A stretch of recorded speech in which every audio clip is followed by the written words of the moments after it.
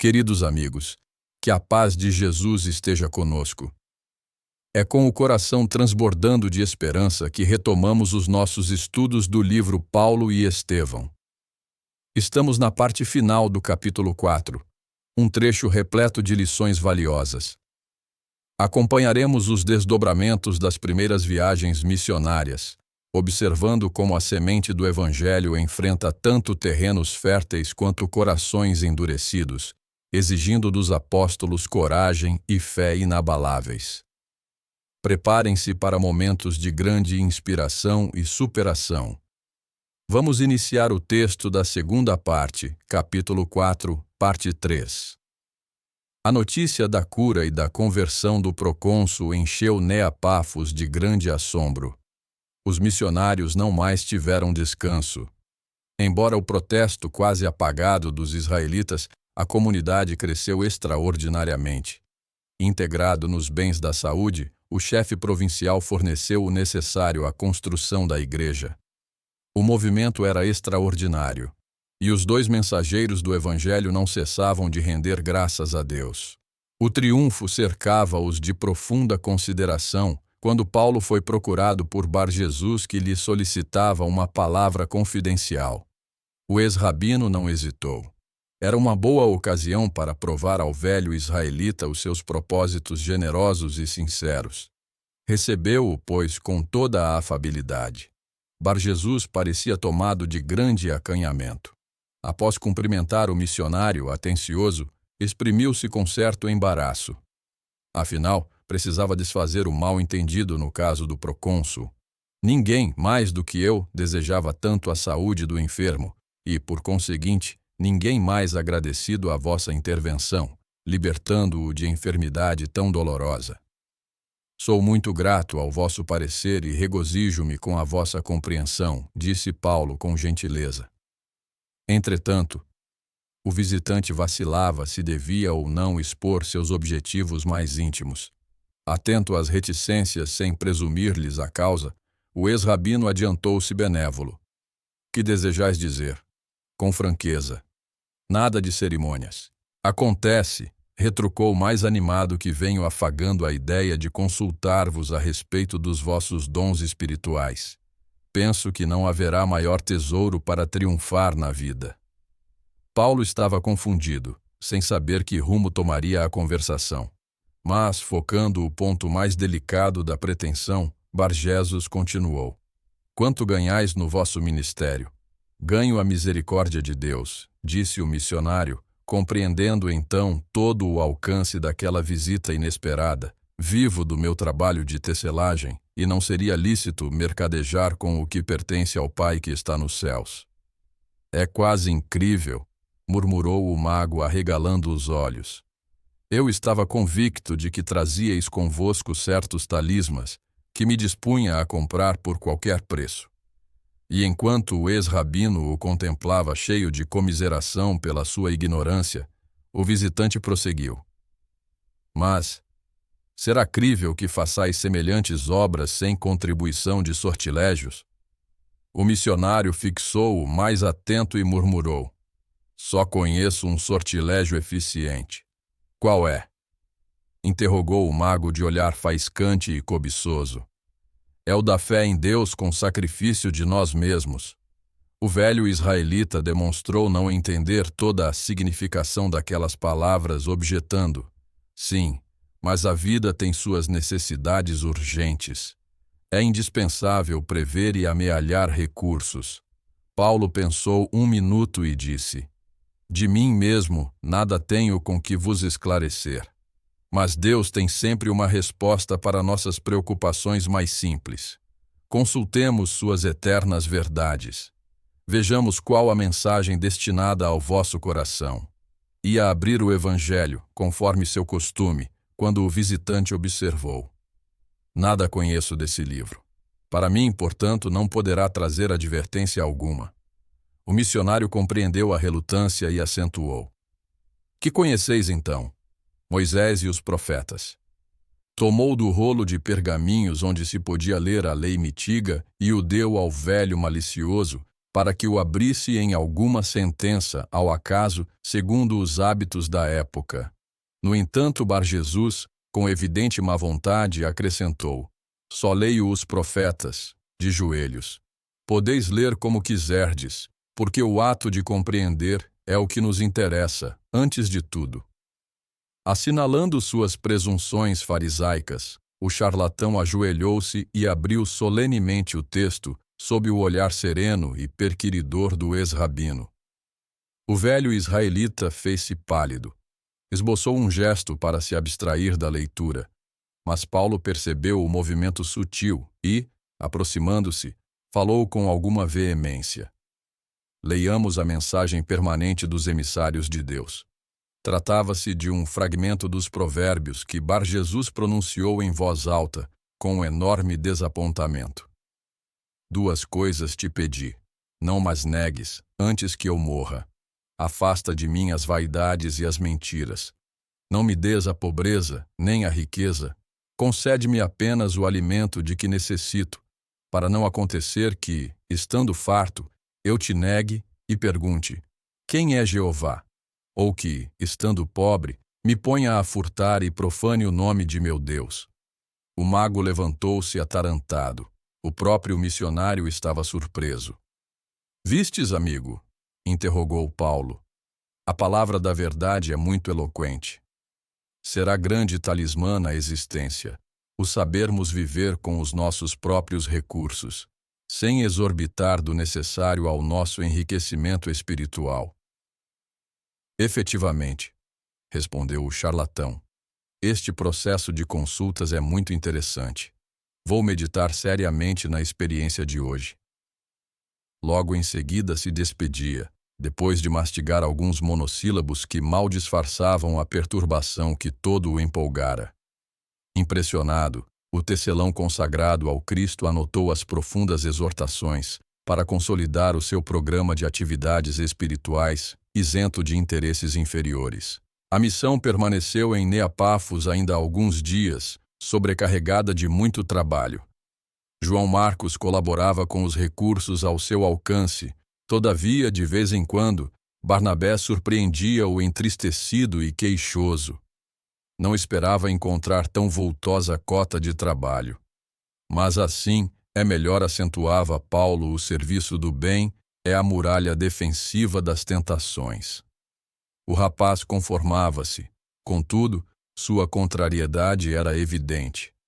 Além disso, fiel observador do judaísmo, não obstante a paixão pelo evangelho, o filho de Maria Marcos sentia grandes escrúpulos, com a largueza de vistas do tio e do missionário relativamente aos gentios. Desejava servir a Jesus, sim, de todo o coração, mas não podia distanciar o mestre das tradições do berço. Enquanto as sementes lançadas em Chipre começavam a germinar na terra dos corações, os trabalhadores do Messias abandonavam Neapafos, absorvidos em vastas esperanças. Depois de muito confabularem, Paulo e Barnabé resolveram estender a missão aos povos da Panfilha, com grande escândalo para João Marcos, que se admirava de semelhante alvitre. Mas que fazermos com essa gente tão estranha? Perguntou o rapaz contrariado. Sabemos em Jerusalém que esse país é povoado por criaturas supinamente ignorantes, e ao demais, que ali existem ladrões por toda parte. No entanto, obtemperou Paulo, convicto, penso que devemos procurar a região, justamente por isso. Para outros, uma viagem a Alexandria pode oferecer maior interesse, mas todos esses grandes centros estão cheios de mestres da palavra. Possuem sinagogas importantes, conhecimentos elevados, grandes expoentes de ciência e riqueza. Se não servem a Deus é por má vontade ou endurecimento de coração. A Panfilha, ao contrário, é muito pobre, rudimentar e carecente de luz espiritual. Antes de ensinar em Jerusalém, o mestre preferiu manifestar-se em Cafarnaum e noutras aldeias quase anônimas da Galiléia. Ante o argumento irretorquível, João absteve-se de insistir. Dentro de poucos dias, singela embarcação deixava-os em Atália, onde Paulo e Barnabé encontraram singular encanto nas paisagens que circundavam o Cestro. Nessa localidade muito pobre, pregaram a boa nova ao ar livre, com êxito imenso. Observando no companheiro um traço superior, Barnabé como que entregara a chefia do movimento ao ex-rabino, cuja palavra então sabia despertar encantadores arrebatamentos, o povo simples acolheu a pregação de Paulo, com profundo interesse. Ele falava de Jesus como de um príncipe celestial, que visitara o mundo e fora esperar os súditos amados na esfera da glorificação espiritual. Via-se a atenção que os habitantes de Atália dispensaram ao assunto. Alguns pediram cópias das lições do Evangelho, outros procuravam obsequiar os mensageiros do Mestre com o que possuíam de melhor. Muito comovidos, recebiam as carinhosas dádivas dos novos amigos que, quase sempre, se constituíam em pratos de pão, laranjas ou peixe. A permanência na localidade trouxera novos problemas. Era indispensável alguma atividade culinária. Barnabé, delicadamente, designou o sobrinho para o mister, mas o rapaz não conseguia disfarçar a contrariedade. Notando-lhe o constrangimento, Paulo adiantou-se, pressuroso. Não nos impressionemos com os problemas naturais. Procuremos restringir doravante as necessidades e gostos alimentares. Comeremos apenas pão, frutas, mel e peixe. Destarte, o trabalho de cozinha ficará simplificado e reduzido à preparação dos peixes assados, no que tenho grande prática, desde o meu retiro lá no Tauro. Que João não se amofine com o problema, pois é justo que essa parte fique a meu cargo. Não obstante a atitude generosa de Paulo, o rapaz continuou acabrunhado. Em breve a missão alugava um barco, largando-se para Perge. Nesta cidade, de regular importância para a região em que se localizava, anunciaram o Evangelho com imensa dedicação. Na pequena sinagoga, encheram o sábado de grande movimento. Alguns judeus e numerosos gentios, na maioria gente pobre e simples, acolheram os missionários, cheios de júbilo. As notícias do Cristo despertaram singular curiosidade e encantamento. O modesto pardieiro, alugado por Barnabé, ficava repleto de criaturas ansiosas por obter cópia das anotações de Levi. Paulo regozijava-se. Experimentava alegria indefinível ao contacto daqueles corações humildes e simples que lhe davam ao espírito cansado de casuística a doce impressão de virgindade espiritual. Alguns indagavam da posição de Jesus na hierarquia dos deuses do paganismo. Outros desejavam saber a razão por que haviam crucificado o Messias, sem consideração aos seus elevados títulos, como o mensageiro do Eterno. A região estava cheia de superstições e crendices. A cultura judaica restringia-se ao ambiente fechado das sinagogas. A missão, não obstante consagrar seu maior esforço aos israelitas, pregando no círculo dos que seguiam a lei de Moisés, interessara as camadas mais obscuras do povo, em razão das curas e do convite amoroso ao Evangelho, movimento esse no qual os trabalhadores de Jesus punham todo o seu empenho. Plenamente satisfeitos, Paulo e Barnabé resolveram seguir dali mesmo para Antioquia de Pisídia.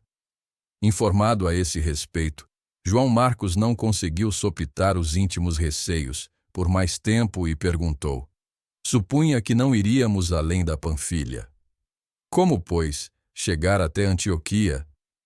Não temos recursos para atravessar tamanhos precipícios. As florestas estão infestadas de bandidos. O rio encachoeirado não faculta o trânsito de barcas. E as noites? Como dormir? Essa viagem não se pode tentar sem animais e servos, coisa que não temos.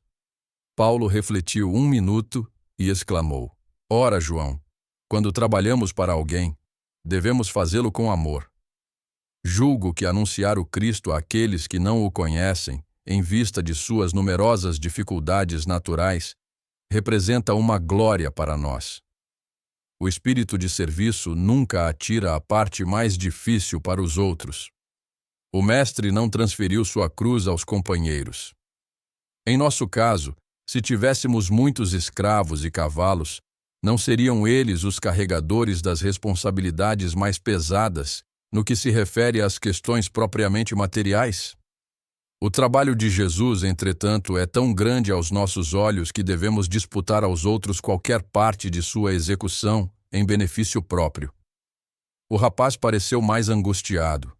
A energia de Paulo era desconcertante, mas não seria mais prudente, continuou muito pálido, demandarmos Alexandria e organizar pelo menos alguns recursos mais fáceis? Enquanto Barnabé acompanhava o diálogo com a serenidade que lhe era peculiar, o ex-rabino continuou: Dás demasiada importância aos obstáculos. Já pensaste nas dificuldades que o Senhor certamente venceu para vir ter conosco? Ainda que pudesse atravessar livremente os abismos espirituais para chegar ao nosso círculo de perversidade e ignorância, temos de considerar a muralha de lodo de nossas viscerais misérias. E tu te espantas apenas com os palmos de caminho que nos separam da Pisídia? O jovem calou-se, evidentemente contrariado. A argumentação era forte demais, a seus olhos, e não lhe ensejava qualquer nova objeção. À noite, Barnabé, visivelmente preocupado, aproximou-se do companheiro, expondo-lhe as intenções do sobrinho. O rapaz resolvera regressar a Jerusalém de qualquer modo. Paulo ouviu calmamente as explicações, como quem não podia opor qualquer embargo à decisão. Não poderíamos acompanhá-lo pelo menos até algum ponto mais próximo do destino? Perguntou o ex-levita de Chipre como tio solícito. Destino? Perguntou Paulo admirado. Mas já temos o nosso. Desde o primeiro entendimento planejamos a excursão a Antioquia. Não posso impedir que faças companhia ao rapaz. Por mim, contudo, não devo modificar o roteiro traçado. Caso resolvas regressar, seguirei sozinho. Julgo que as empresas de Jesus têm seu momento justo de atuação. É preciso aproveitá-lo. Se deixarmos a visita à Pisídia para o mês próximo, talvez seja tarde. Barnabé refletiu alguns minutos, retrucando convictamente. Tua observação é incontestável. Não posso quebrar os compromissos. Além do mais, João está homem e poderá voltar só. Tenho dinheiro indispensável a esse fim, em virtude dos cuidados maternos. O dinheiro, quando não bem aproveitado, rematou Paulo, tranquilamente sempre dissolve os laços e as responsabilidades mais santas. A conversação terminou enquanto Barnabé voltava a aconselhar o sobrinho, altamente impressionado. Daí a 2 dias, antes de tomar a barca que o levaria à Foz do Cestro, o filho de Maria Marcos despedia-se do ex-doutor de Jerusalém com um sorriso contrafeito. Paulo abraçou-o sem alegria e falou em tom de serena advertência. Deus te abençoe e te proteja. Não te esqueças de que a marcha para o Cristo é feita igualmente por fileiras. Todos devemos chegar bem. Entretanto, os que se desgarram têm de chegar bem por conta própria. Sim, disse o jovem envergonhado. Procurarei trabalhar e servir a Deus de toda a minha alma. Fazes bem e cumprirás teu dever assim procedendo, exclamou o ex-rabino convicto. Lembra sempre que David, enquanto esteve ocupado, foi fiel ao Todo-Poderoso, mas, quando descansou, entregou-se ao adultério. Salomão, durante os serviços pesados da construção do templo, foi puro na fé, mas, quando chegou ao repouso, foi vencido pela devassidão. Judas começou bem e foi discípulo direto do Senhor, mas bastou a impressão da triunfal entrada do Mestre em Jerusalém para que cedesse à traição e à morte. Com tantos exemplos expostos aos nossos olhos, será útil não venhamos nunca a descansar. O sobrinho de Barnabé partiu, sinceramente tocado por essas palavras, que o seguiriam, de futuro, como apelo constante. Logo após o incidente, os 2 missionários demandaram as estradas impérvias. Pela primeira vez, foram obrigados a pernoitar ao relento, no seio da natureza. Vencendo precipícios, encontraram uma gruta rochosa na qual se ocultaram para repousar o corpo mortificado e dorido. O segundo dia da marcha escoou-se-lhes com a coragem indômita de sempre. A alimentação constituía-se de alguns pães trazidos de Perge e frutas silvestres, colhidas ali e acolá. Resolutos e bem-humorados, enfrentavam e venciam todos os óbices. De quando em vez, era indispensável ganhar a outra margem do rio, ao toparem barreiras intransponíveis. Ei-los então apalpando o álveo das torrentes, cautelosos, com longas varas verdes, ou desbravando os caminhos perigosos e ignorados. A solidão lhes sugeria belos pensamentos. Sagrado otimismo extravasava dos menores conceitos. Ambos afagavam carinhosas lembranças do passado afetivo e esperançoso. Como homens experimentavam todas as necessidades humanas, mas era profundamente comovedora a fidelidade com que se entregavam ao Cristo, confiando ao seu amor a realização dos santificados desejos de uma vida mais alta. Na segunda noite acomodaram-se em pequena caverna, algo distante do trilho estreito, logo após os derradeiros tons do crepúsculo. Depois de frugalíssima refeição, passaram a comentar animadamente os feitos da Igreja de Jerusalém. Noite fechada e ainda suas vozes quebravam o grande silêncio. Desdobrando os assuntos, passaram a falar das excelências do Evangelho, exaltando a grandeza da missão de Jesus Cristo. Se os homens soubessem, dizia Barnabé fazendo comparações, todos se reuniriam em torno do Senhor e descansariam, rematava Paulo cheio de convicção. Ele é o príncipe que reinará sobre todos. Ninguém trouxe a este mundo riqueza maior. Comentava o discípulo de Simão Pedro, o tesouro de que foi mensageiro engrandecerá a terra para sempre. E assim prosseguiam, valendo-se de preciosas imagens da vida comum para simbolizar os bens eternos, quando o singular movimento lhes despertou atenção. 2 homens armados precipitaram-se sobre ambos, à fraca luz de uma tocha acesa em resinas. "A bolsa!" gritou um dos malfeitores. Barnabé empalideceu ligeiramente, mas Paulo estava sereno e impassível. "Entreguem o que têm ou morrem!" exclamou o outro bandido, alçando o punhal. Olhando fixamente o companheiro, o ex-rabino ordenou: "Dá-lhes o dinheiro que resta, Deus suprirá nossas necessidades de outro modo." Barnabé esvaziou a bolsa que trazia entre as dobras da túnica, enquanto os malfeitores recolhiam ávidos a pequena quantia.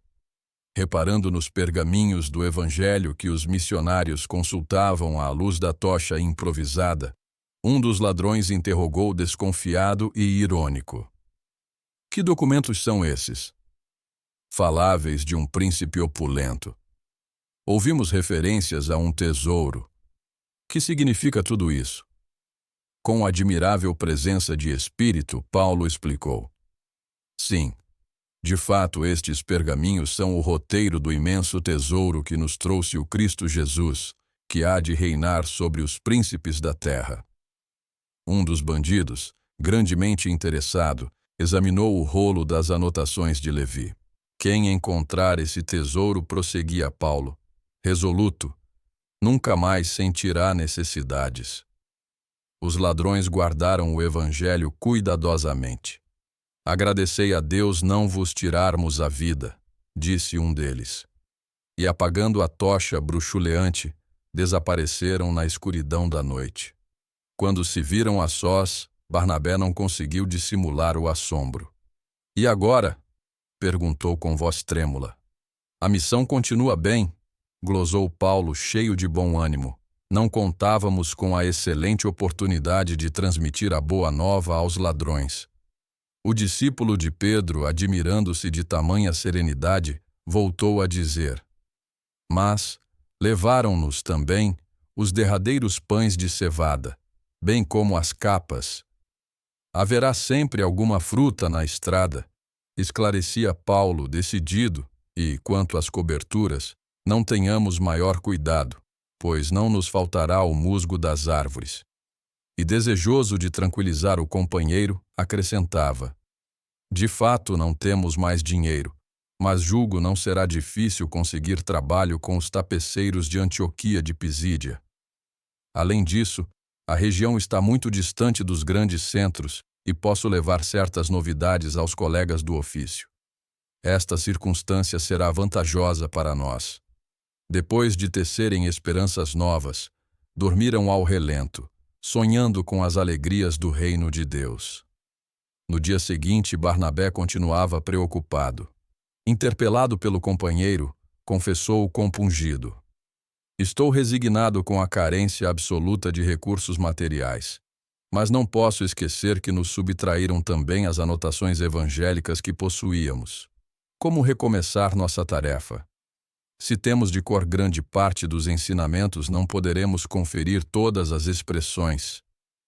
Paulo, todavia, fez um gesto significativo e, desabotoando a túnica, retirou alguma coisa que guardava junto do coração.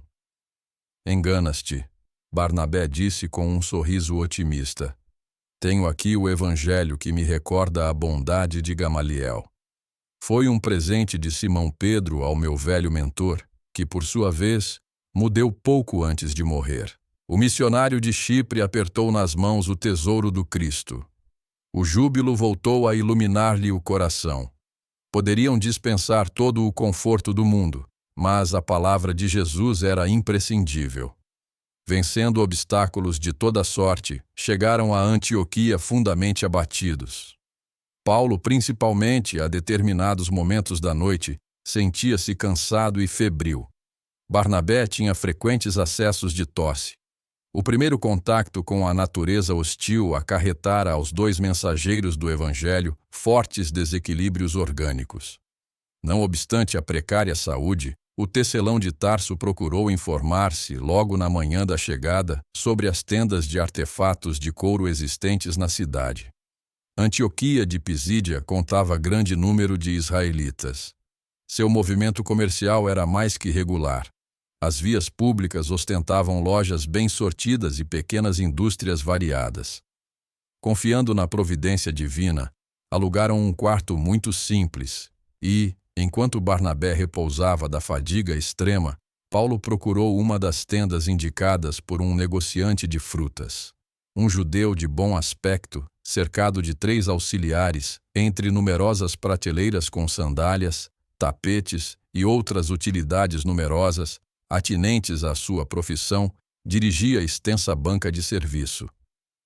Ciente do seu nome, dado o interesse de sua indagação junto ao comerciante referido, o ex-doutor de Jerusalém chamou pelo Sr. Ibrahim, sendo atendido com enorme curiosidade. "Amigo", explicou Paulo, sem rodeios, "sou vosso colega de ofício e, premido por necessidades urgentes, venho solicitar-vos o imenso obséquio de admitir-me nas atividades da vossa tenda. Tenho de fazer longa viagem e, não possuindo recurso algum, apelo para vossa generosidade, esperando favorável acolhimento." O tapeceiro contemplava-o com simpatia, mas um tanto desconfiado. Espantava-se e agradava-se simultaneamente da sua franqueza e desembaraço. Depois de refletir algum tempo, respondeu algo vagamente: "Nosso trabalho é muito escasso e, para usar de sinceridade, não disponho de capital para remunerar a muitos empregados. Nem todos compram sandálias. Os arreamentos de tropa ficam à espera das caravanas que somente passam de tempos a tempos. Poucos tapetes vendemos, e se não fossem os tecidos de couro para tendas improvisadas, suponho que não teríamos o necessário para manter o negócio. Como vedes, não seria fácil arranjar-vos trabalho." Entretanto, tornou o ex-rabino, comovido com a sinceridade do interlocutor, ouso insistir no pedido: "Será tão só por alguns dias. Além do mais, ficaria satisfeito em trabalhar a troco de pão e teto, para mim e um companheiro enfermo." O bondoso Ibrahim sensibilizou com aquela confissão. Depois de uma pausa longa em que o tapeceiro de Antioquia ainda hesitava entre o sim e o não, Paulo rematou: "Tão grande é a minha necessidade que insisto convosco, em nome de Deus." "Entrai", disse o negociante, vencido pela argumentação. Embora doente, o emissário do Cristo atirou-se ao trabalho com afa. Um velho tear foi instalado apressadamente, junto à banca cheia de facas, martelos e peças de couro. Paulo entrou a trabalhar, tendo um olhar amigo e uma boa palavra para cada companheiro. Longe de se impor pelos conhecimentos superiores que possuía, observava o sistema de trabalho dos auxiliares de Ibraim e sugeria novas providências favoráveis ao serviço, com bondade, sem afetação. Comovido pelas suas declarações sinceras, o dono da casa mandou a refeição a Barnabé, enquanto o ex-rabino vencia galhardamente as primeiras dificuldades, experimentando o júbilo de um grande triunfo. Naquela noite, junto do companheiro de lutas, elevou a Jesus a prece do mais entranhado agradecimento. Ambos comentaram a nova situação. Tudo ia bem, mas era necessário pensar no dinheiro indispensável com que atender ao aluguel do quarto. Edificado na exemplificação do amigo, agora era Barnabé que procurava confortá-lo. Não importa. Jesus levará em conta a nossa boa vontade. Não nos deixará ao desamparo. No dia seguinte, quando Paulo regressou da oficina, teve de esperar o companheiro com alguma ansiedade. O mensageiro de Ibraim, que levara a refeição de Barnabé, não o havia encontrado. Após alguma inquietação, o ex-rabino abriu-lhe a porta com inexcedível surpresa. O discípulo de Pedro parecia extremamente abatido, mas profunda alegria lhe transbordava do olhar. Explicou que também ele conseguira trabalho remunerador. Empregara-se com um oleiro necessitado de operários para aproveitar o bom tempo. Abraçaram-se comovidos. Se houvessem alcançado o domínio do mundo, com a fortuna fácil, não experimentariam tanto júbilo. Pequena fração de serviço honesto lhes bastava ao coração iluminado por Jesus Cristo. No primeiro sábado de permanência em Antioquia, os arautos do Evangelho dirigiram-se à sinagoga local. Ibraim, satisfeitíssimo com a cooperação do novo empregado, dera-lhe 2 túnicas usadas, que Paulo e Barnabé envergaram com alegria. Toda a população, temente a Deus, comprimia-se no recinto. Sentaram-se os 2 no local reservado aos visitantes ou desconhecidos. Terminado o estudo e comentários da lei e dos profetas, o diretor dos serviços religiosos perguntou-lhes em voz alta se desejariam dizer algumas palavras aos presentes. De pronto, Paulo levantou-se e aceitou o convite. Dirigiu-se à modesta tribuna em atitude nobre e começou a discorrer sobre a lei, tomado de eloquência sublime. O auditório, não afeito a raciocínios tão altos, seguia-lhe a palavra fluente como se houvera encontrado um profeta autêntico, a espalhar maravilhas. Os israelitas não cabiam em si de contentes. Quem era aquele homem de quem se poderia orgulhar o próprio templo de Jerusalém? Em dado momento, contudo, as palavras do orador passaram a ser quase incompreensíveis para todos. Seu verbo sublime anunciava um Messias que já viera ao mundo. Alguns judeus aguçaram os ouvidos. Tratava-se do Cristo Jesus, por intermédio de quem as criaturas deveriam esperar a graça e a verdade da salvação. O ex-doutor observou que numerosas fisionomias mostravam-se contrariadas, mas a maioria escutava-o com indefinível vibração de simpatia. A relação dos feitos de Jesus, sua exemplificação divina, a morte na cruz, arrancavam lágrimas do auditório. O próprio chefe da sinagoga estava profundamente surpreendido. Terminada a longa oração, o novo missionário foi abraçado por grande número de assistentes. Ibraim, que acabava de conhecê-lo sob novo aspecto, cumprimentou-o radiante. Eustáquio, o oleiro que dera trabalho a Barnabé, aproximou-se para as saudações, altamente sensibilizado. Os descontentes, no entanto, não faltaram. O êxito de Paulo contrariou o espírito fariseu da Assembleia. No dia imediato, Antioquia de Pisídia estava empolgada pelo assunto. A tenda de Ibraim e a olaria de Eustáquio foram locais de grandes discussões e entendimentos. Paulo falou então das curas que se poderiam fazer em nome do Mestre.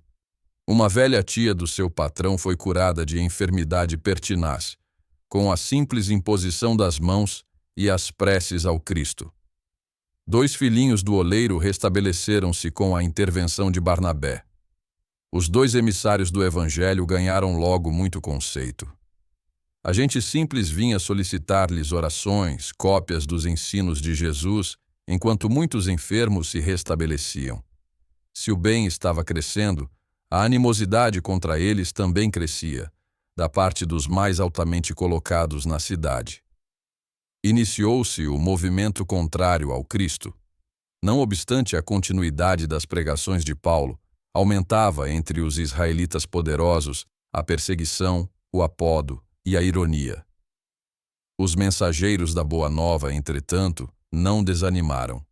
Confortados pelos mais sinceros, fundaram a igreja na casa de Ibraim. Quando tudo ia bem, eis que o ex-rabino, ainda em consequência das vicissitudes experimentadas na travessia dos pântanos da Panfilha, cai gravemente enfermo, preocupando a todos os irmãos. Durante 1 mês, esteve sob a influência maligna de uma febre devoradora. Barnabé e os novos amigos foram inexcedíveis em cuidados. Explorando o incidente, os inimigos do Evangelho puseram-se em campo, ironizando a situação. Havia mais de 3 meses que os 2 anunciavam o novo reino, reformavam as noções religiosas do povo, curavam as moléstias mais pertinazes. E por que motivo o poderoso pregador não se curava a si mesmo? Fervilhavam, assim, os ditos mordazes e os conceitos deprimentes. Os confrades, entretanto, foram de uma dedicação sem limites. Paulo foi tratado com extremos de ternura no lar de Ibraim, como se houvesse encontrado um novo lar. Após a convalescença, o desassombrado tecelão voltou mais alvissareiro à pregação das verdades novas. Observando-lhe a coragem, os elementos judaicos, ralados de despeito, tramaram sua expulsão sem qualquer condescendência. Por vários meses, o ex-doutor de Jerusalém lutou contra os golpes do farisaísmo dominante na cidade, mantendo-se superior a calúnias e insultos. Mas, quando revelava seu poder de resolução e firmeza de ânimo, eis que os israelitas descontentes ameaçam Ibraim e Eustáquio com a supressão de regalias e banimento. Os 2 antigos habitantes de Antioquia de Pisídia eram acusados como partidários da revolução e da desordem. Altamente comovidos, receberam a notificação de que somente a retirada de Paulo e Barnabé poderia salvá-los do cárcere e da flagelação. Os missionários de Jesus consideram a penosa situação dos amigos e resolvem partir. Ibraim tem os olhos rasos de lágrimas. Eustáquio não consegue esconder o abatimento. Ante as interrogações de Barnabé, o ex-rabino expõe o plano das atividades futuras. Demandariam Icônio. Pregariam ali as verdades de Deus. O discípulo de Simão Pedro aprova sem hesitar. Reunindo os irmãos em noite memorável para quantos lhe viveram as profundas emoções, os mensageiros da Boa Nova se despedem. Por mais de 8 meses haviam ensinado o Evangelho. Afrontaram zombarias e apodos, haviam conhecido provações bem amargas. Seus labores estavam sendo premiados pelo mundo com o banimento, como se eles fossem criminosos comuns, mas a Igreja do Cristo estava fundada. Paulo falou nisso, quase com orgulho, não obstante as lágrimas que lhe rolavam dos olhos. Os novos discípulos do Mestre não deveriam estranhar as incompreensões do mundo, mesmo porque o próprio Salvador não escapara à cruz da ignomínia, acrescentando que a palavra cristão significava seguidor do Cristo. Para descobrir e conhecer as sublimidades do reino de Deus, era preciso trabalhar e sofrer sem descanso. A Assembleia afetuosa, por sua vez, acolheu as exortações, lavada em lágrimas. Na manhã imediata, munidos de uma carta de recomendação de Eustáquio e carregando vasta provisão de pequeninas lembranças dos companheiros de fé, puseram-se a caminho, intrépidos e felizes. O percurso excedente a 100 quilômetros foi difícil e doloroso, Mas os pioneiros não se detiveram na consideração de qualquer obstáculo. Chegados à cidade, apresentaram-se ao amigo de Eustáquio, de nome Onesíforo. Recebidos com generosa hospitalidade, no sábado imediato, antes mesmo de fixar-se no trabalho profissional, Paulo foi expor os objetivos de sua passagem pela região. A estreia na sinagoga provocou animadas discussões. O elemento político da cidade constituía-se de judeus ricos e instruídos na lei de Moisés. Contudo, os gentios representavam, em grande número, a classe média. Estes últimos receberam a palavra de Paulo com profundo interesse, mas os primeiros desfecharam grande reação logo de início. Houve tumultos. Os orgulhosos filhos de Israel não podiam tolerar um Salvador que se entregara, sem resistência, à cruz dos ladrões. A palavra do apóstolo, entretanto, alcançara tão grande favor público que os gentios de Icônio ofereceram-lhe um vasto salão para que lhes fosse ministrado o ensinamento evangélico, todas as tardes. Queriam notícias do novo Messias. Interessavam-se pelos seus menores feitos e por suas máximas mais simples. O ex-rabino aceitou o encargo, cheio de gratidão e simpatia. Diariamente terminada a tarefa comum, compacta multidão de iconienses aglomerava-se ansiosa por lhe ouvir o verbo vibrante. Dominando a administração, os judeus não tardaram em reagir, mas foi inútil a tentativa de intimidar o pregador com as mais fortes ameaças. Ele continuou pregando intrépida, desassombradamente. Onesíforo, a seu turno, dava-lhe mão forte, e dentro em pouco fundava-se a igreja em sua própria casa. Os israelitas mantinham viva a ideia da expulsão dos missionários quando um incidente ocorreu em auxílio deles. É que uma jovem noiva, ouvindo ocasionalmente as pregações do apóstolo dos gentios, diariamente penetrava no salão em busca de novos ensinamentos. Enlevada com as promessas do Cristo e sentindo extrema paixão pela figura empolgante do orador, fanatizara-se lamentavelmente, esquecendo os deveres que aprendiam ao noivo e a ternura maternal. Tecla, que assim se chamava, não mais atendia aos laços sacrossantos que deveria honrar no ambiente doméstico. Abandonou o trabalho diuturno para esperar o crepúsculo, com ansiedade. Teóclia, sua mãe, e Tamires, o noivo, acompanham o caso com desagradável surpresa. Atribuíam a Paulo semelhante desequilíbrio. O ex-doutor, por sua vez, estranhava a atitude da jovem que, diariamente, insinuava-se com perguntas, olhares e momices singulares. Certa vez, quando se dispunha a voltar para a casa de Onesíforo em companhia de Barnabé, a moça lhe pediu uma palavra em particular. Ante suas perguntas atenciosas, Tecla corava, gaguejando. Eu... Dize, filha, murmurou o apóstolo um tanto preocupado, deves considerar-te em presença de um pai. Senhor, conseguiu dizer ofegante. Não sei por quê. Tenho recebido grande impressão com a vossa palavra. O que tenho ensinado, esclareceu Paulo, não é meu. Vem de Jesus, que nos deseja todo o bem. De qualquer modo, porém, disse ela com mais timidez, amo-vos muito. Paulo assustou-se. Não contava com essa declaração. A expressão amo-vos muito não era articulada em tom de fraternidade pura, mas com laivos de particularismo que o apóstolo percebeu sobremaneira impressionado. Depois de meditar muito na situação imprevista, respondeu convicto, filha, os que se amam em espírito unem-se em Cristo para a eternidade das emoções mais santas. Mas quem sabe está amando a carne que vai morrer. Tenho necessidade da vossa afeição, exclamou a jovem, de olhar lacrimoso. Sim, esclareceu o ex-rabino. Mas os dois temos necessidade da afeição do Cristo. Somente amparados nele poderemos experimentar algum ânimo em nossas fraquezas. Não poderei esquecer-vos, soluçou a moça, despertando-lhe compaixão. Paulo ficou pensativo. Recordou a mocidade. Lembrou os sonhos que tecera ao lado de Abigail. Num minuto, seu espírito devassou um mundo de suaves e angustiosas reminiscências.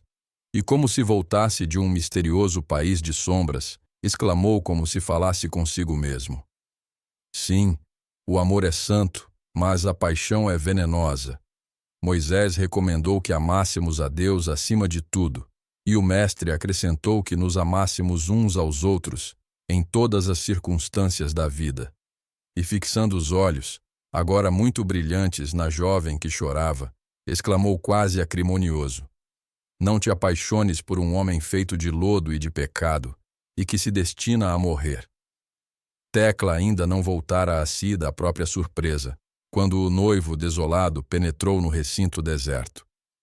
Tamires faz as primeiras objeções em grandes brados, ao passo que o mensageiro da Boa Nova e ouve as reprimendas com grande serenidade. A noiva replica mal-humorada. Reafirma sua simpatia por Paulo.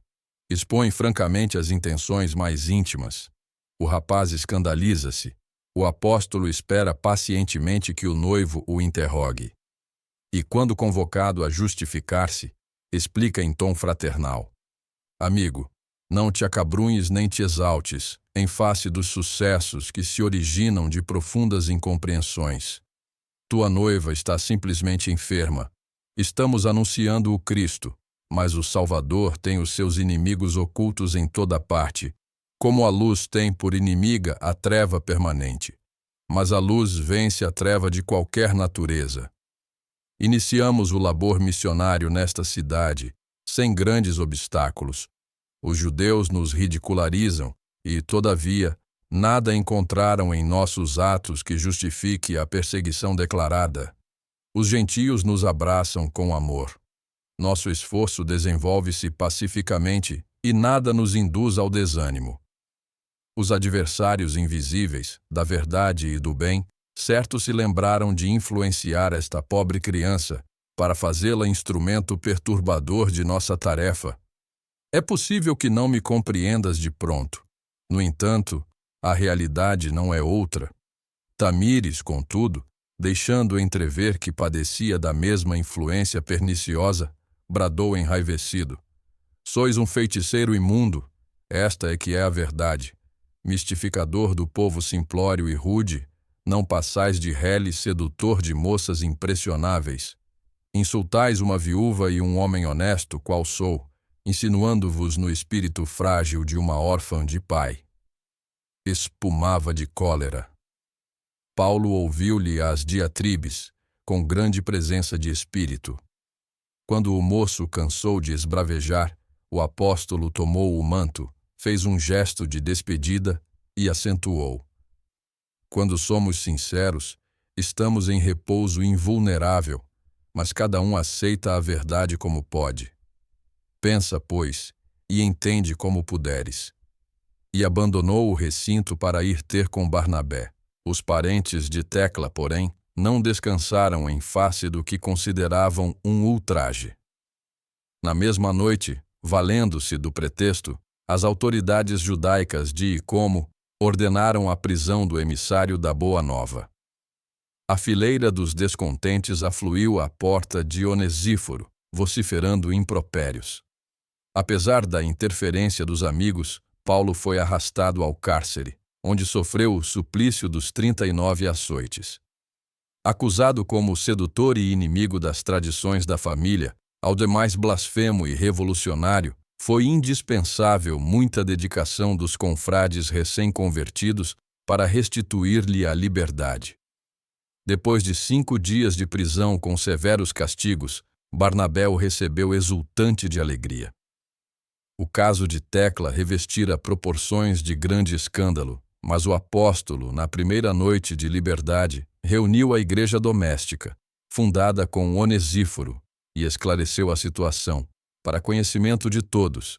Barnabé considerou impossível ali ficarem por mais tempo. Novo atrito com as autoridades poderia prejudicar-lhes a tarefa.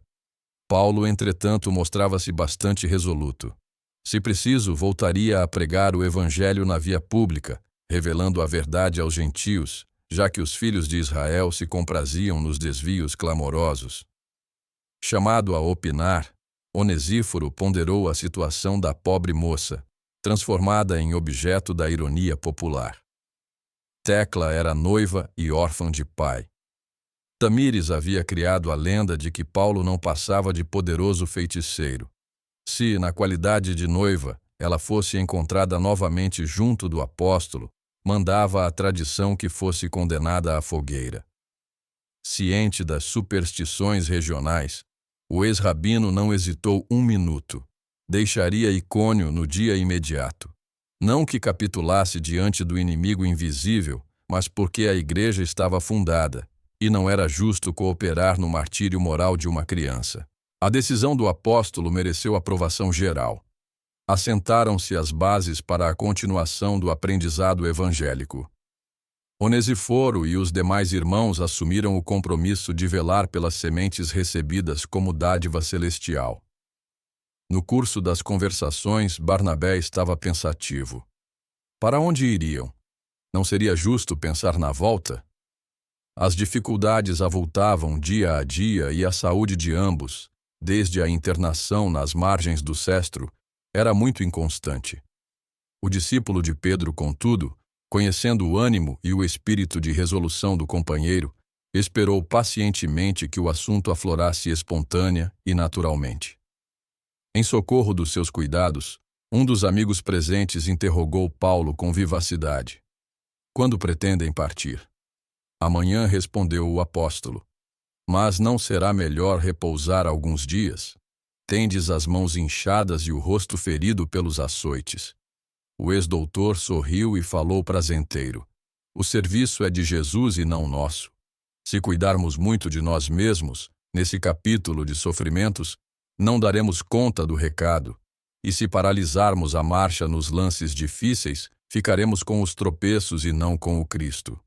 Seus argumentos pitorescos e concludentes espalhavam uma atmosfera de bom humor. Voltareis a Antioquia?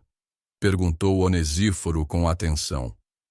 Barnabé aguçou os ouvidos para conhecer detalhadamente a resposta, enquanto o companheiro retrucava. Certo que não. Antioquia já recebeu a boa nova da redenção. E a Licaônia? Olhando agora para o ex-levita de Chipre, como a solicitar a sua aprovação, acentuava.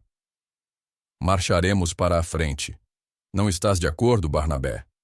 Os povos da região precisam do Evangelho. Se estamos tão satisfeitos com as notícias do Cristo, por que negá-las aos que necessitam do batismo da verdade e da nova fé? O companheiro fez um sinal afirmativo e concordou, resignado. Sem dúvida. Iremos para a frente. Jesus nos auxiliará.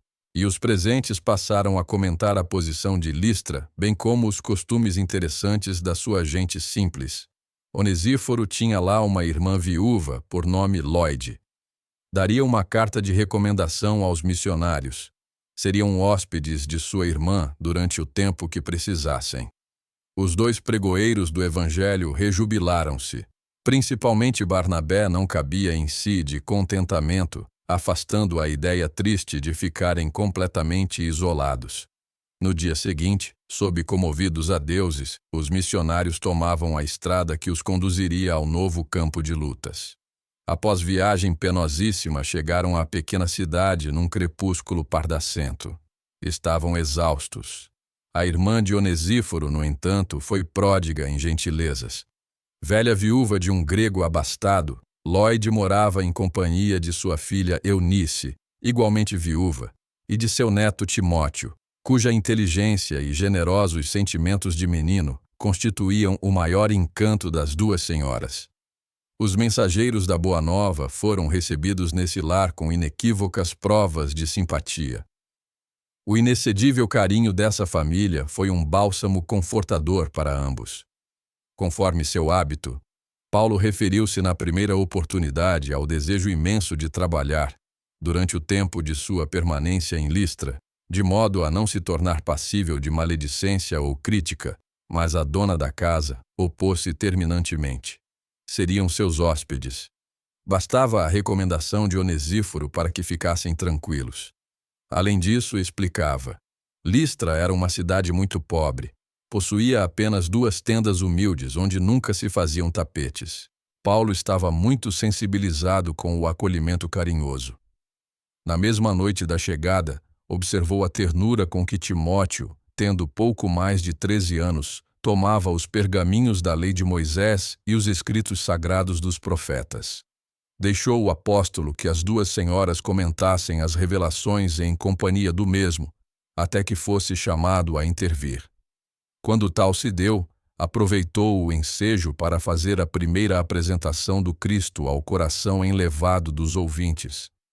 Tão logo começou a falar, observou a profunda impressão das duas mulheres, cujos olhos brilhavam enternecidos.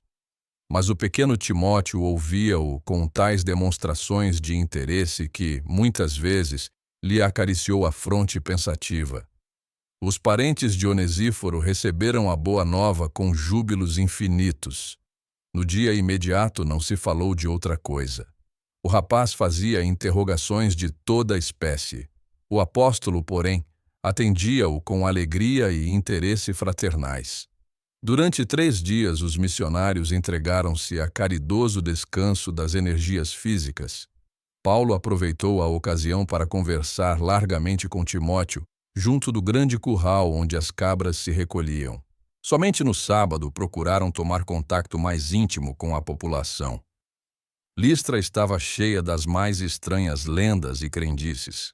As famílias judaicas eram muito raras e o povo simplório aceitava como verdades todos os símbolos mitológicos. A cidade não possuía sinagoga, mas um pequeno templo consagrado a Júpiter, que os camponeses aceitavam como o pai absoluto dos deuses do Olimpo. Havia um culto organizado. As reuniões efetuavam-se periodicamente. Os sacrifícios eram numerosos. Numa praça nua movimentava-se o mercado parco pela manhã. Paulo compreendeu que não encontraria melhor local para o primeiro contato direto com o povo. De cima de uma tribuna improvisada de pedras superpostas, começou a pregação em voz forte e comovedora. Os populares aglomeraram-se de súbito. Alguns surgiam das casas pacíficas para verificar o motivo do compacto ajuntamento. Ninguém se lembrou das aquisições de carne, de frutas, de verduras. Todos queriam ouvir o desconhecido forasteiro. O apóstolo falou primeiramente das profecias que haviam anunciado a vinda do Nazareno e, em seguida, passou a relatar os feitos de Jesus entre os homens. Pintou a paisagem da Galileia com as cores mais brilhantes do seu gênio descritivo. Falou da humildade e da abnegação do Messias. Quando se referia às curas prodigiosas que o Cristo realizara, notou que um pequeno grupo de assistentes lhe dirigiam chufas. Inflamado de fervor na sua parenética, Paulo recordou o dia em que vira Estevão curar uma jovem muda, em nome do Senhor. Crente de que o Mestre não o desampararia, passeou o olhar pela turba numerosa. À distância de alguns metros enxergou um mendigo miserável, que se arrastava penosamente. Impressionado com o discurso evangélico, o aleijado de Listra aproximou-se. Bracejando no solo e sentando-se com dificuldade, fixou os olhos no pregador que o observava sumamente comovido. Renovando os valores da sua fé, Paulo contemplou-o com energia e falou com autoridade. Amigo, em nome de Jesus, levanta-te. O mísero, olhos fixos no apóstolo, levantou-se com facilidade, enquanto a multidão dava gritos, surpreendida. Alguns recuaram aterrados. Outros procuraram o vulto de Paulo e o de Barnabé, contemplando-os, deslumbrados e satisfeitos. O aleijado começou a saltar de alegria. Conhecido na cidade de longa data, a cura prodigiosa não deixava a menor dúvida. Muitas pessoas se ajoelharam.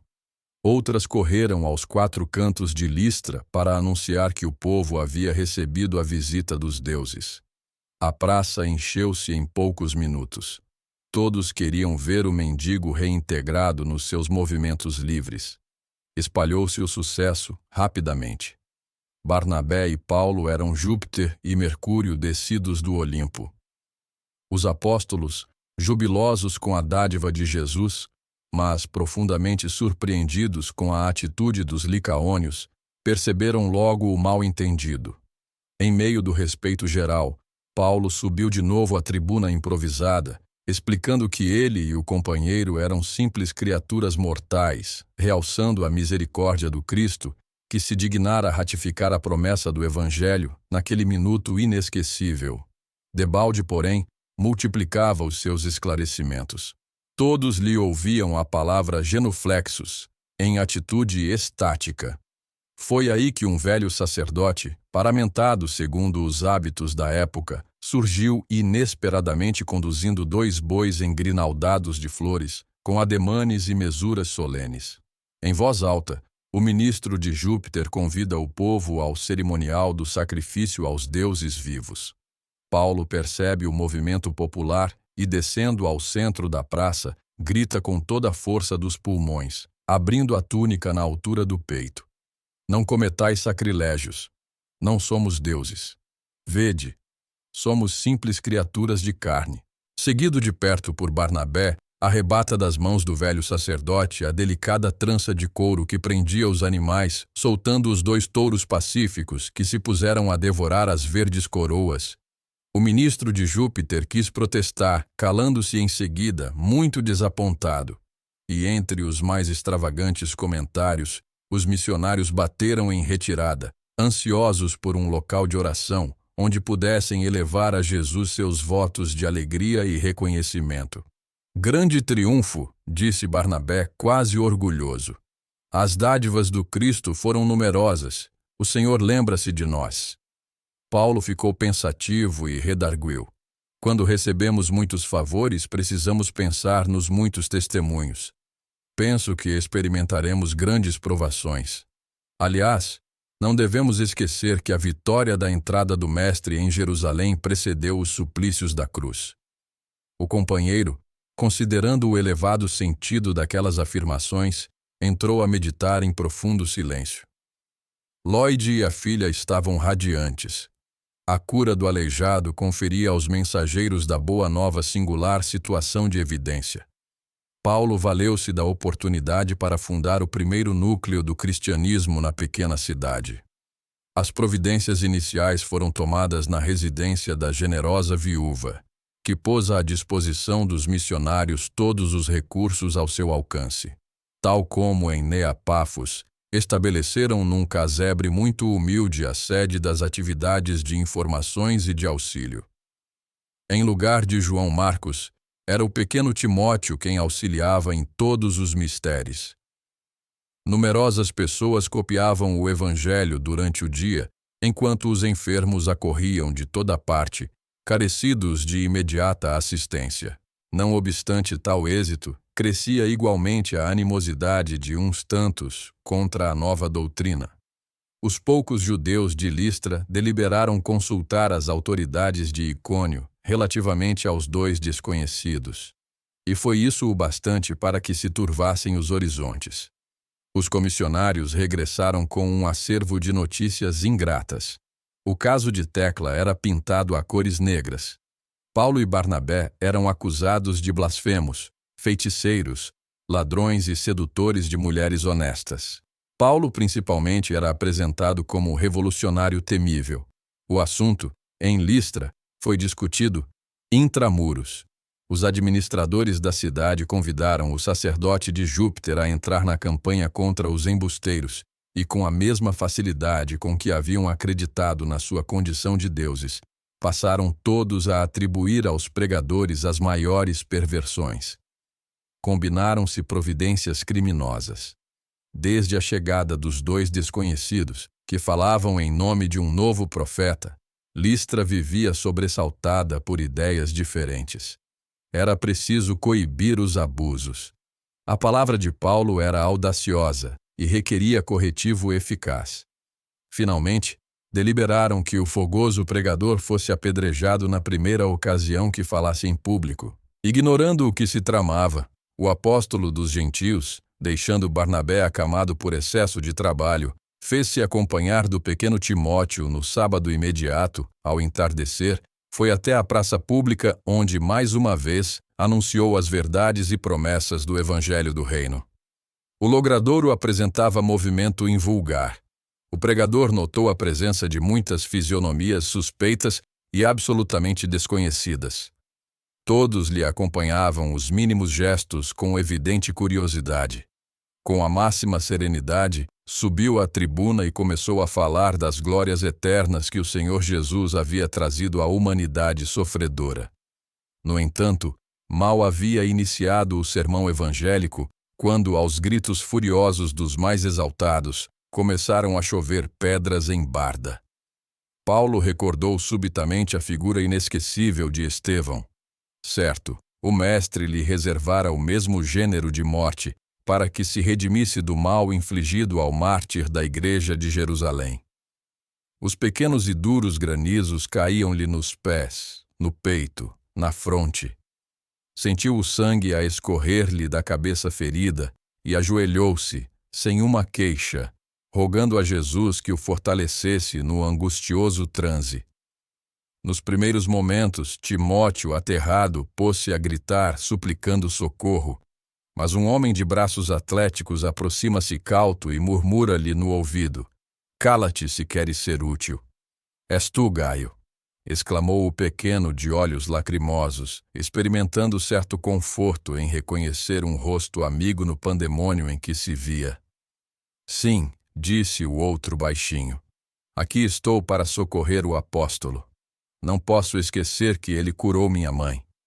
E olhando o movimento da turba criminosa, acrescentou: "Não temos tempo a perder. Não tardará que o levem ao monturo. Se tal se der, procura seguir-nos com um pouco de água. Se o missionário não sucumbir, prestarás os primeiros socorros até que eu consiga prevenir tua mãe." Separaram-se imediatamente. Ralado de aflição, o rapaz viu o pregador de joelhos, olhos fitos no céu, num transporte inesquecível. Filetes de sangue desciam-lhe da fronte fraturada. Em dado momento, a cabeça pendeu e o corpo tombou desamparado. A multidão parecia tomada de assombro. Prevalecendo-se da situação em que não se observavam diretrizes prévias, Gaio insinuou-se. Aproximou-se do apóstolo inerme. Fez um gesto significativo para o povo e bradou: "O feiticeiro está morto." Sua figura gigantesca despertara as simpatias da turba inconsciente. Estrugiram aplausos. Os que haviam promovido o nefando atentado desapareceram. Gaio compreendeu que ninguém ousava assumir a responsabilidade individual. Em estranhas vibrações bradavam os mais perversos: "Fora das portas! Fora das portas! Feiticeiro ao monturo! Feiticeiro ao montu! Ro!" O amigo de Paulo, disfarçando a comiseração com gestos de ironia, falou à multidão satisfeita: "Levarei os despojos do bruxo." A turba fez um alarido ensurdecedor e Gaio procurou arrastar o missionário com a cautela possível. Atravessaram vielas extensas, em gritos, até que, atingindo um local deserto, um tanto distante dos muros de Listra, deixaram Paulo semi-morto na montureira do lixo. O latagão inclinou-se, como a verificar a morte do apedrejado, e, observando cuidadosamente que ainda vivia, gritou: "Deixemo-lo aos cães que se incumbirão do resto. É preciso celebrar o feito com algum vinho." E, seguindo o líder daquela tarde, a multidão bateu em retirada, enquanto Timóteo se aproximava do local, valendo-se das sombras da noite que começava a fechar-se. Correndo a um poço, não muito distante, e que se destinava à serventia pública, o pequeno encheu o gorro impermeável de água pura, prestando os primeiros socorros ao ferido. Banhado em lágrimas, notou que Paulo respirava com dificuldade, como se houvesse mergulhado em profundo desmaio. O jovem listrense assentou-se ao seu lado, banhou-lhe a testa ferida com extremos de carinho. Mais alguns minutos e o apóstolo voltava a si para examinar a situação. Timóteo o informou de tudo. Muito compungido, Paulo agradeceu a Deus, pois reconhecia que somente a misericórdia do Altíssimo poderia ter operado o milagre, por sequestrá-lo aos propósitos criminosos da turba inconsciente. Decorridas 2 horas, 3 vultos silenciosos aproximavam-se. Muito aflito, Barnabé deixara o leito, não obstante o estado febril, para acompanhar Lloyd e Eunice que, avisadas por Gaio, acorriam com os primeiros socorros. Todos renderam graças a Jesus, enquanto Paulo tomava pequena dose de vinho reconfortador. Organização espiritual poderosa, apesar das sevícias físicas, o tecelão de Tarso levantou-se e regressou à casa com os amigos, levemente amparado por Barnabé, que lhe oferecera o braço amigo. O resto da noite passou-se em conversações carinhosas. Os 2 emissários da Boa Nova temiam a agressão do povo às generosas senhoras que os haviam hospedado e socorrido. Era preciso partir, para evitar maiores incômodos e complicações. Em vão a palavra de Lloyd se fez ouvir, procurando dissuadir os pregoeiros do Cristo. Debalde Timóteo beijou as mãos de Paulo e lhe pediu que não partisse. Receosos de mais tristes consequências, depois de coordenarem as instruções necessárias à igreja nascente, transpuseram as portas da cidade ao amanhecer, em direção a Derbe, que ficava algo distante. Depois de penosa caminhada, atingiram o novo setor de trabalho, onde haveriam de estagiar mais de 1 ano. Embora entregues ao trabalho manual com que ganhavam o pão da vida, os 2 companheiros precisaram de 6 meses para restabelecer a saúde comprometida. Como tecelão e oleiro anônimos, Paulo e Barnabé deixaram-se ficar em Derbe longo tempo, sem despertar a curiosidade pública. Só depois de refeitos dos abalos sofridos, recomeçaram a boa nova do reino de Jesus. Visitando os arredores, provocaram grande interesse da gente simples, pelo Evangelho da Redenção. Pequenas comunidades cristãs foram fundadas em ambiente de muitas alegrias. Após muito tempo de labor, resolveram regressar ao núcleo original do seu esforço. Vencendo etapas difíceis, visitaram e encorajaram todos os irmãos escalonados nas diversas regiões da Licaônia, Pisídia e Panfilha. De Perge desceram a Atália, de onde embarcaram com destino a Seleucia e dali ganharam Antioquia. Ambos haviam experimentado a dificuldade dos serviços mais rudes. Muita vez se viram perplexos com os problemas intrincados da empresa. Em troca da dedicação fraternal, haviam recebido remoques, açoites e acusações pérfidas.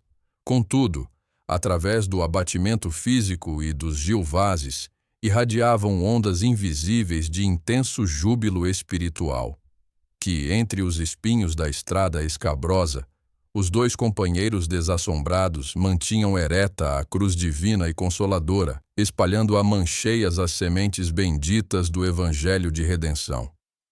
Chegamos ao fim do capítulo 4, parte 3. Que jornada incrível e quantas reflexões profundas!